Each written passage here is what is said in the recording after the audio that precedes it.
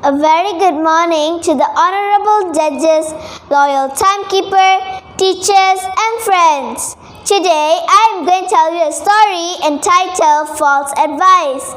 In a certain part of the forest, there lived a flock of herons. They had built their nest on a fig tree near a pond. At the foot of the pond, there was a hole in which lived a big snake. This snake was always eating up the nestlings of the herons that lived on the tree. This nasty, legless creature would glide up the tree when the herons were not around and swallow up a nestling each time. At last, one of the herons grew very depressed over this. She went to the shore of the pond and wept bitterly for the dead nestlings. A crab living in the pond saw her and asked, "Mrs. Herons, why are you crying?" He kept well out of the heron's way, but he did not want to be eaten by that big bird. "Oh, my good friend," said the heron, who just wanted to pour out all her woes to someone. "What am I going to do? My poor children and the children of my brothers and sisters had all been eaten by that big snake. That wicked snake lived at the foot of the fig tree and always comes out when the elders are not around. I'm so upset by what is happening. I can't help crying." The crab said, "I'm sorry to hear that. You must try and kill that wicked snake." "Oh, tell me how to kill him. I don't know of any way." The heron looked hopefully at the crab. On hearing this, the crab blinked and stared at the heron. He had not expected that the heron would ask him for a plan. Then he thought, "I mustn't forget that the herons are enemies for us crabs. If a nestling lives, they will grow up and eat all the crabs in the pond. In the end, not a single crab will be left alive. So I mustn't help the heron. I should give her a false advice. That way, all the herons in this place can be killed."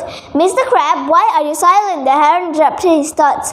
"Can you help me? Just give me a minute. I'm thinking of a good plan." After a while, he exclaimed, "I think I have the perfect plan now. There's a mongoose barrow. You know, of course, that the mongoose and the snake are enemies. They kill each other when they meet." "Oh, yes, I know that," the heron said impatiently. "Tell me the plan." "Well, you must catch pieces of fish all the way from the mongoose barrow to the snake's hole. Then the mongoose will follow the trail of fish pieces. Then he will meet the snake and kill him. Then you have nothing to worry about anymore." "Oh, Mr. Crab, thank you so much. I must repay your promise by promising that I'll never eat you and your family as long as I live." Perhaps your family and friends might eat us," he thought. Aloud he said, "That's very good of you, Mrs. Evans. I should leave now. Goodbye." He sank into the water and disappeared. The heron flew off to tell the others about this wonderful plan. As soon as the heron's friends and relatives heard the plan, they set to work at once. First, they caught some fish. Then, they bit them into little pieces. Next, they laid a trail all the way from the mongoose barrow to the snake's hole. Next, they quickly flew to the top of the tree and waited to see what happened. The mongoose came out of his barrow. How his nose twitched hungrily when he smelled fish. It's been quite some time since I had fish," he said to himself.